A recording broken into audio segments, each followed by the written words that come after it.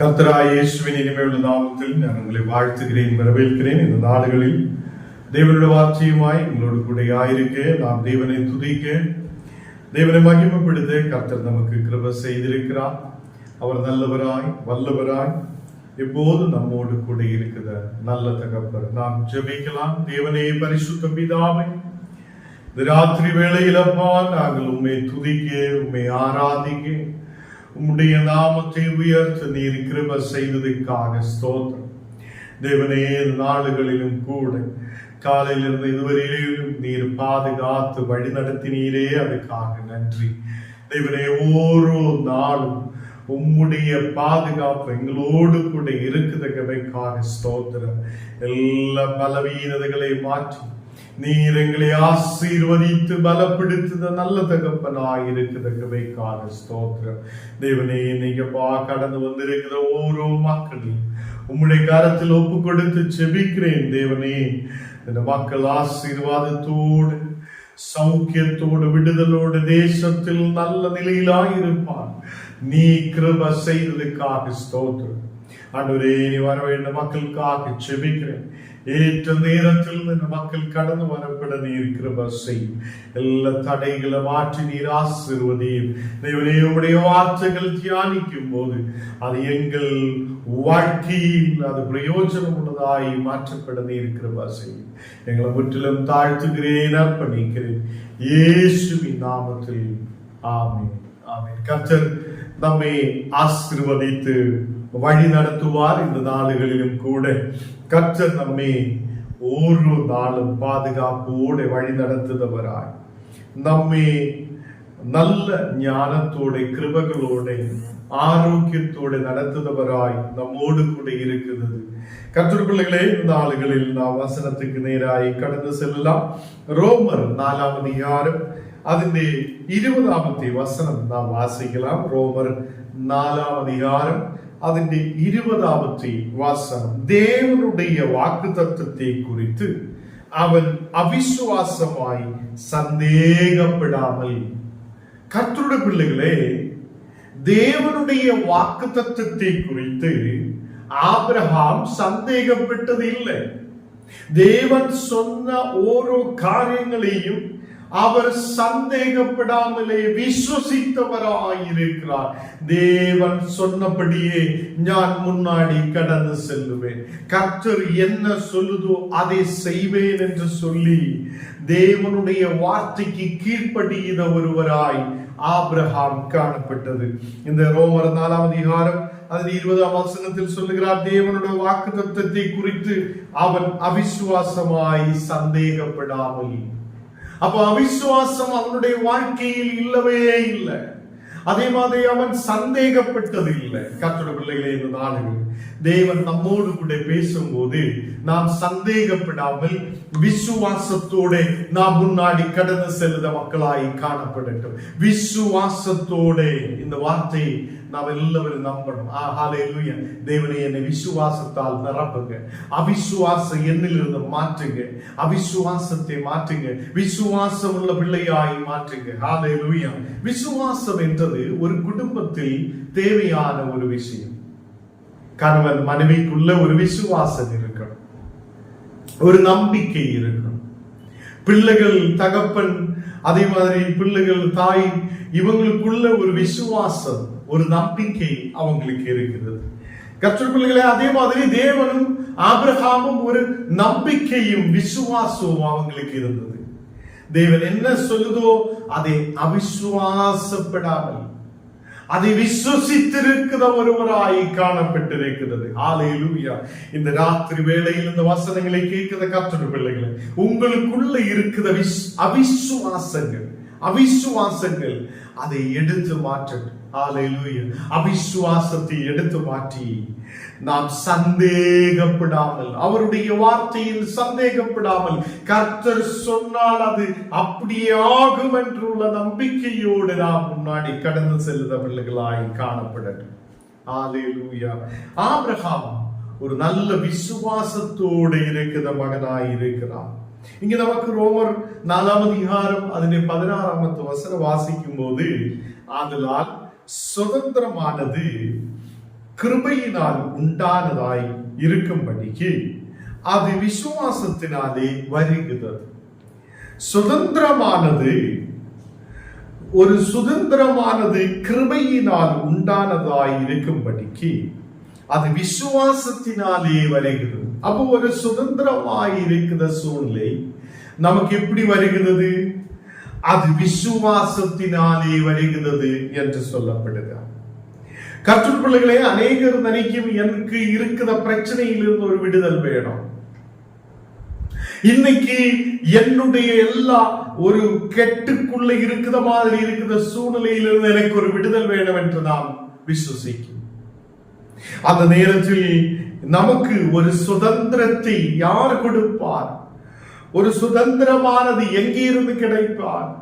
ஒரு விடுதல் எனக்கு எங்கே இருந்து கிடைப்பார் என்று அநேகர் தேடி ஓடுத மக்கள். இந்த நாடுகளில் நீர் விசுவசிக்குதென்றால் உனக்கு விடுதல் நிச்சயமாய் இருக்கிறது என்று தேவன் சொல்லுகிறது. கர்த்தருடைய பிள்ளைகளே, விசுவசிக்கிற ஒருவனுக்குள்ள அவன் எல்லா சாத்தானுடைய கிரியைகளிலிருந்து விடுதலை பெற்றுக் கொள்ள முடியும். விசுவசிக்கிற ஒருவன் முள்ளான பிரச்சனைக்குள்ள இருந்தாலும் அந்த பிரச்சனை நெருக்குத பிரச்சனையை தேவன் மாற்றி தேவன் விடுதலை கொடுத்து அவனை வழிநடத்துபவராயிருக்கிறார். இந்த நாடுகளில் இந்த வசனத்தில் நாம் வாசிக்கும் போது விசுவாசத்தினாலே நாம் சுதந்திரராய், கிருபையினால் உண்டாயிருக்கிற ஒரு சுதந்திரமாய் நாம் இருக்க தேவன் நமக்கு கிருபை செய்கிறது. நமக்கு தெரியும், அந்த காலத்தில் இருந்ததா முன்னாடி எங்க இருந்திருக்கிறார்? அந்த காலத்தில் இருந்திருக்கிறார், இருட்டில் இருந்திருக்கிறார், எப்படியோ தப்பி தவறை நாம் நடந்து கொண்டிருந்திருக்கிறார், முன்னாடி போக முடியாத சூழ்நிலையில் நாம் காணப்பட்டிருக்கிறது.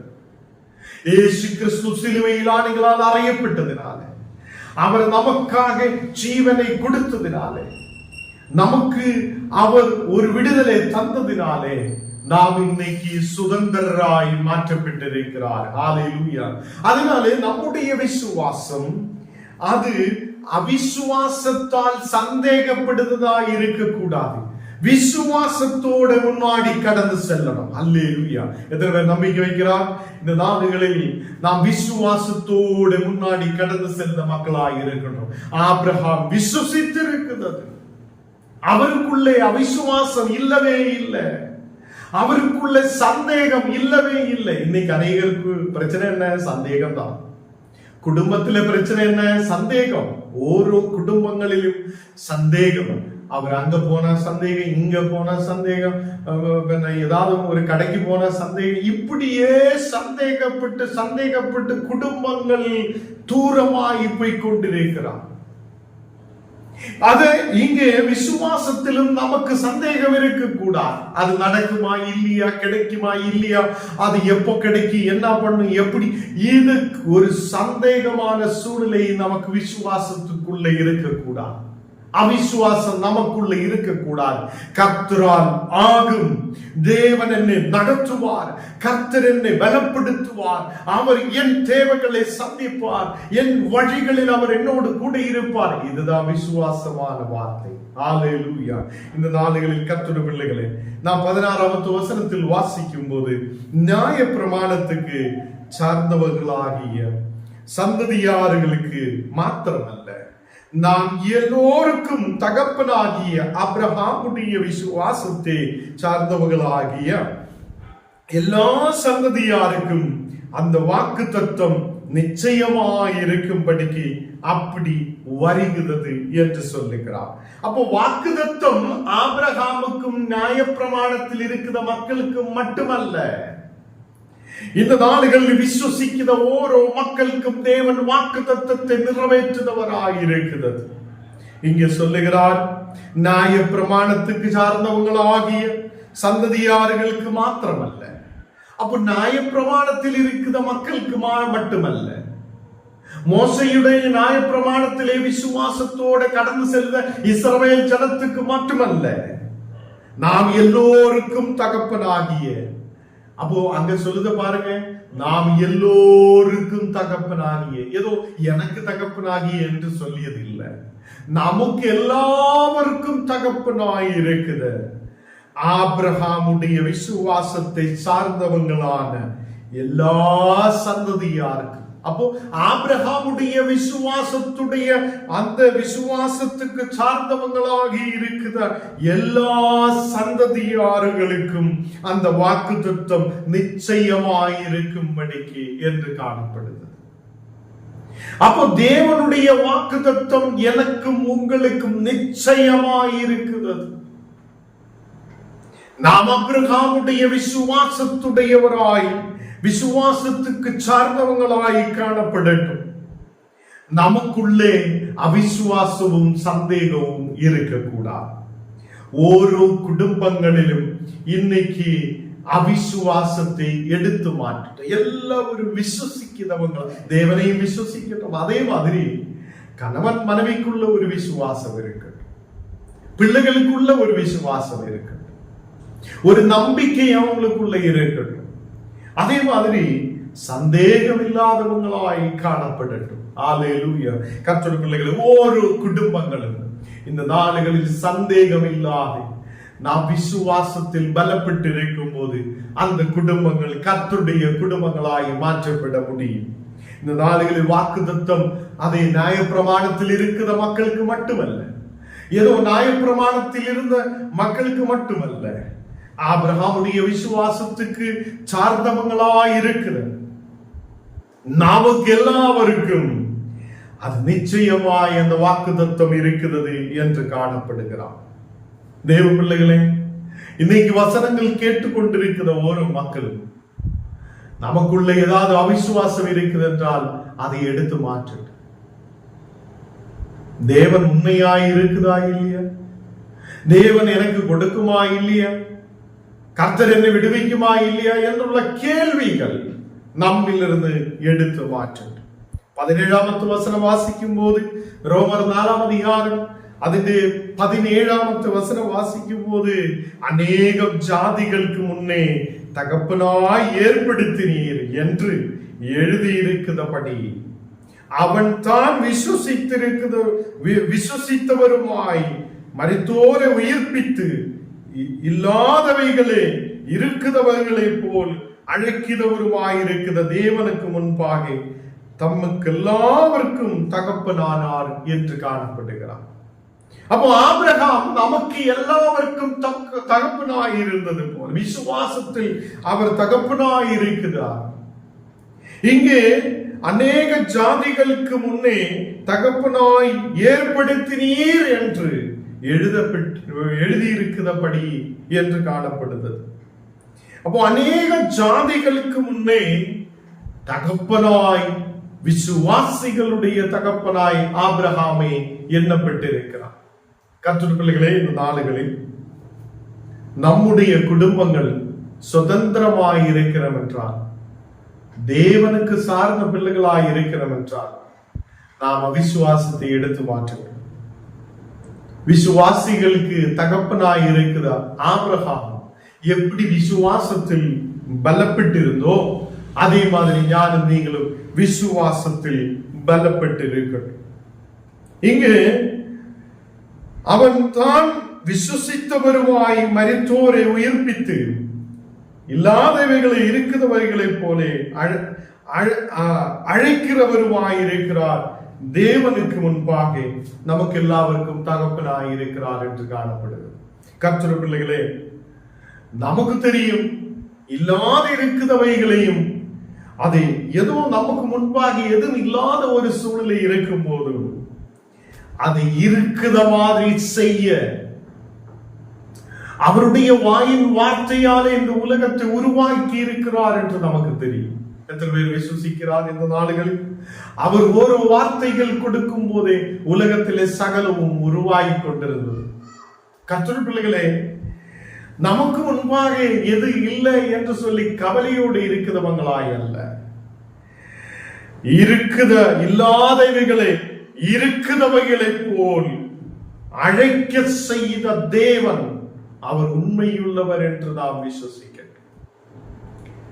காடைகளை இஸ்ரவேல் ஜனத்துக்கு கொடுத்திருக்கிறார். வனாந்தரத்தில் சாப்பிடுறதுக்கு எதுவும் இல்லை. வனாந்தரத்தில் கஷ்டமான நிலைமை.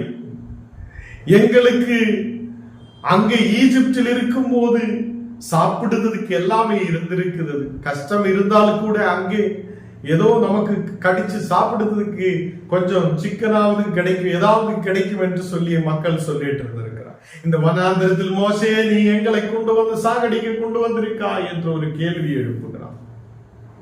கர்த்தருடைய பிள்ளைகளே, அவர் ஒரு காற்றை அனுப்பும் போது, ஒரே ஒரு காற்றை அனுப்பும் போது அவர் காடைகளை கொண்டு நிரப்பி இருக்கிறார் என்று சொல்லப்படுது.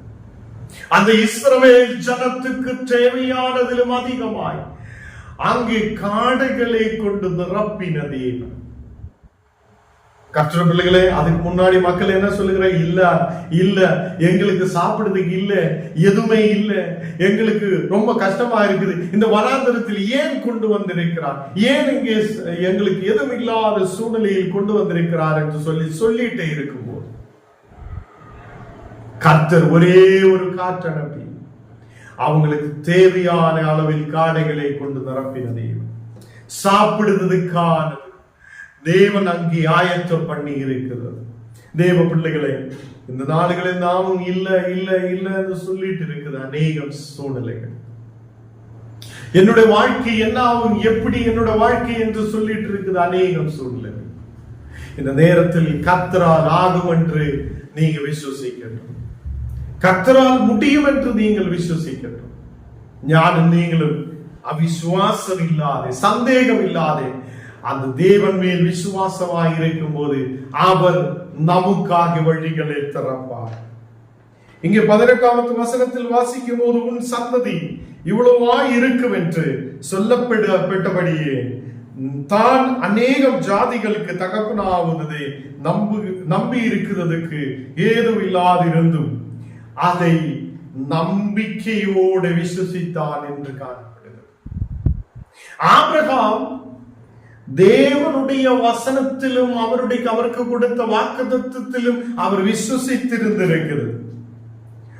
அவனுக்கு சந்ததி இல்லாத இருந்த சூழ்நிலை, பிள்ளைகள் இல்லை, அப்பொழுதே வாக்குத்தத்தம் கிடைக்கிறார், அதை நம்புகிறார்.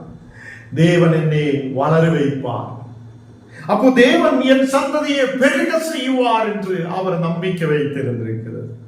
உன் சந்ததி இவ்வளவாய் இருக்கும் என்று சொல்லப்பட்டபடியே தான் அநேகம் ஜாதிகளுக்கு தகப்பனாய் இருக்கும் என்றதை நம்பிக்கிறதுக்கு ஏதும் இல்லாத இருந்திருக்கிறார். நம்பிக்கை வைக்கிறதுக்கு எந்த வழியும் இல்லை. ஏனென்றால் எப்படி என்னுடைய சந்ததிகள் பெருகப்படும் என்றால் அவர் முதிர் வயதா இருந்தும் அவருக்கு பிள்ளைகள் இல்லை. ஆபிரகாமுக்கு வாக்குத்தத்தம் இருக்கிறது, அவர் வளர்ந்து பெருகி ஆசீர்வதிக்கப்படுவார், அவருடைய சந்ததிகள் எல்லாம் ஆசீர்வதிக்கப்படுவார். நம்புவதற்கு எந்த வழியுமே அங்கே இல்லை. என்றாலும் அதை நம்பிக்கையோடு ஆபிரகாம் விசுவசித்திருந்திருக்கிறது. ஹல்லேலூயா! எத்தனை பேர் நம்புகிறார்? இந்த நாடுகளில் நாம் ஏதோ ஒரு கர்த்தருடைய வார்த்தை கேட்கும் போது தேவன் எனக்காக அதை வாய்க்க பண்ணுவார், தேவன் எனக்காக அதை ஆயத்தம் பண்ணுவார், தேவன் எனக்காக அதை செய்து முடிப்பார் என்று எத்தனை பேருக்கு நம்பிக்கையோடு இருக்க முடியும்? ஹல்லேலூயா! அந்த விசுவாசம் நமக்குள்ள உருவாகட்டும். தேவன் எனக்காக யாவற்றையும் செய்து முடிக்கிறவராய் இருக்கிறது. தேவனே, இந்த நாளில் இதே நேரத்தில் நீர் எனக்காக காரியம் வாய்க்க பண்ணும் என்று ஆபிரகாமுடைய அந்த ஊழியக்காரன் சொல்லும் போதே தேவன் அதை வாய்க்க பண்ணி அதை செய்து முடித்தால் இந்த நாளுகளில் நமக்காக செய்து முடிக்க அவர் உண்மையுள்ளவராய் இருக்கிறது. கர்த்தருடைய பிள்ளைகளே, அநேகம் ஜாதிகளாய் உன்னுடைய பிள்ளைகள், உன்னுடைய சந்ததிகள் பெருகுவார் என்று சொல்லும் போது ஆபிரகாமுக்கு முன்னாடி அது விசுவசிக்க முடியாத இருக்கிற ஒரு விஷயம். ஏனென்றால் பிள்ளைகள் இல்லை. அப்போதும் அவர் விசுவசிக்கிறது. தேவன் கொடுத்த வாக்குத்தத்தம் அவர் செய்து முடிப்பார், அவர் அது செய்து முடிப்பார் என்று ஆபிரகாம் விசுவசித்திருக்கிறார். கர்த்தருடைய பிள்ளைகளே, அதுதான் இங்கே ரோமர் 4வது அதிகாரம் 19வது வசனத்தில் எடுத்து சொல்லுகிறார். அவன் விசுவாசத்திலே பலவீனமாய் இருக்கவில்லை. ஆபிரகாம் விசுவாசத்திலே பலவீனமாய் இருந்ததே இல்லை. அவர் பலவீனமாயது இல்லை. நம்ம என்ன, ஏதோ ஒரு பிரச்சனை வரும்போது பலவீனமாய் சோர்ந்து போய் இனி ஜெபிக்க வேண்டாம் என்று சொன்ன. இனி ஆண்டவரை தேடிட்டு என்ன பிரயோஜனம் என்று கேட்குது அநேக மக்கள். ஆபிரகாம் அப்படி கேட்டதில்லை. அவர் விசுவாசத்தில் பலவீனமாய் போனதே இல்லை. அவன் விசுவாசத்திலே பலவீனமாய் இருக்கவில்லை என்று தேவனோட வார்த்தை சொல்லுகிறது. அவன் ஏறக்குறை 100 வயது உள்ளவனாய் இருக்கும் போது தன் சரீரம் சத்து போனதையும் சாராளுடைய கர்ப்பம் சத்து போனதையும் எண்ணாது இருந்திருக்கிறார் என்று காணப்படுகிறது. 100 வயது உள்ளவனாய் இருக்கிறார் ஆபிரகாம். அந்த ஆபிரகாம் அதே என்னுடைய சரீரம் சத்து போயிருக்கிறார் என்று அவர் அதை விசுவசித்ததே இல்லை. அது எண்ணியதே இல்லை. ஐயோ, என்னுடைய சரீரம் சத்து போயிருக்கிறார், இனி எப்படி என்னுடைய சரீரம் பலவீனமாக இருக்கிறார், இனி எப்படி நடக்கும் என்று கவலைப்பட்டதே இல்லை. அவர் ஒரே ஒரு வார்த்தையில் தான் நம்பிக்கை. கர்த்தருடைய வார்த்தையின் மேல், கர்த்தருடைய வசனத்தின் மேல், அவர் கொடுத்த வாக்குத்தத்தின் மேல் அவர் விசுவாசமாய் இருந்திருக்கிறது. அப்போ ஆபிரகாம் தேவனுடைய வார்த்தையின் மேல் விசுவாசமாய் இருந்திருக்கிறது. கர்த்தருடைய பிள்ளைகளே, இந்த நாடுகளில் 100 வயது உள்ளவன் எப்படி இருக்கும் நமக்கு தெரியும். 100 வயசு உள்ளவன் எழுப்பி நிற்க முடியாத சூழல். 100 வயசு உள்ளவனுக்கு அதே இந்த எந்த காரியமும் சாத்தியம் அல்ல. அந்த நேரத்திலும் ஆபிரகாம் தேவன் கொடுத்த வாக்குத்தத்தத்தில் நம்பிக்கையோடு விசுவாசத்தோடு சந்தேகம் இல்லாதவனாய் காணப்பட்டிருக்கிறது. சாராளுடைய கர்ப்பம் சத்து போனதையும் அவன் எண்ணாமல் இருந்திருக்கிறது. அப்போ நமக்கு தெரியும், இனி சாராளுக்கு ஒரு குழந்தை உருவாகாது என்று உலகம் சொல்லும் போது, மக்கள் சொல்லும் போது இவங்கள் அதை யோசித்ததே இல்லை.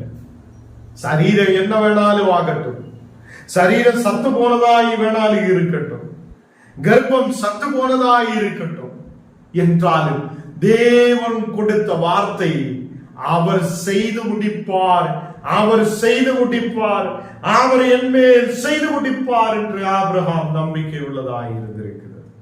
அதனாலதான் 20வது வசனத்தில் நாம் வாசிச்சு கேட்டது, தேவனுடைய வாக்குத்தத்தத்தை குறித்து அவன் அவிசுவாசமாய் சந்தேகப்படாமல் இருந்திருக்கிறது. ஆபிரகாமுக்குள்ள எந்த சந்தேகமும் இல்லை. நமக்கு தான் சந்தேகம், நமக்குள்ளதான் விசுவாசம் இல்லை. நம்ம கொஞ்ச நேரம் வெயிட் பண்ணி பார்க்கும், கிடைக்குமா இல்ல என்று சொல்லும் போது நம்ம தேவனுக்கு விரோதமாய், சபைக்கு விரோதமாய், ஊழியக்காரனுக்கு விரோதமாய் பேசிட்டு நம்ம எங்காவது ஓடிப்போம். இதுதான் நம்முடைய விசுவாசம். கர்த்தருடைய பிள்ளைகளை, நாம் விசுவாசத்தோடு முன்னாடி கடந்து செல்லட்டும். அதில் சந்தேகம் இல்லாத ஒரு விசுவாசம் நமக்கு இருக்கட்டும். நம்முடைய குடும்ப வாழ்க்கைகளிலும் சந்தேகம் இல்லாத இருக்கட்டும். எந்த குடும்பத்தில் சந்தேகம் இல்லாத இருக்குதோ அந்த குடும்பங்கள் ஆசீர்வதிக்கப்பட்ட குடும்பங்களாய் முன்னாடி கடந்து வரும்.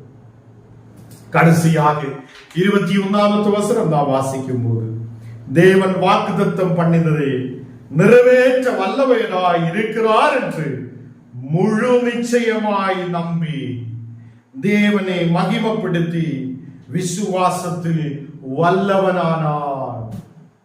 ஆபிரகாம் தேவன் கொடுத்த வாக்குத்தத்தம், அது அந்த வாக்குத்தத்தம் பண்ணினதே தேவன் நிறைவேற்றுவார் என்று நம்பிக்கையுள்ளவராய் இருந்திருக்கிறார். இந்த நாடுகளில் ஞானம் நீங்களும் உங்க குடும்பங்களும் தேவன் சொல்லி இருக்கிற ஒவ்வொரு வாக்குத்தத்தங்களும் அவர் நிறைவேற்றி முடிப்பார் என்று நாம் நம்பிக்கையுள்ளவராய் இருக்கிறோம். அந்த முழு நிச்சயமாய் ஒரு நம்பிக்கை நம்மையில் இருக்கட்டும். அந்த நம்பிக்கை நமக்கு இருக்கும் போது நாம் தேவனை மகிமைப்படுத்தும்.